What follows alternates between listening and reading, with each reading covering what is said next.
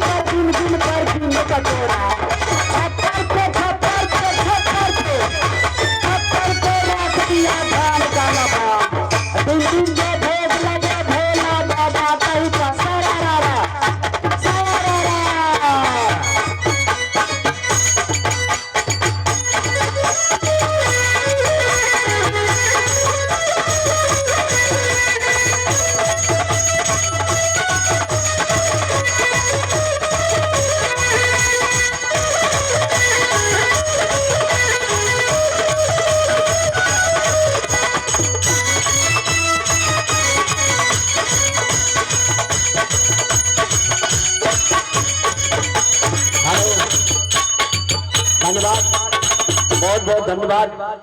शांत पूर्वक अपने सब होली मना, दारू गजा भांग मादक पदार्थ सेवन करके नहीं होली मना, ताकि हमरा अहाँ के समाज में कोलाहल है, वो कोलाहल से बची शांत रूप से अपने सबसे बिना भरल हुआ। धन्यवाद।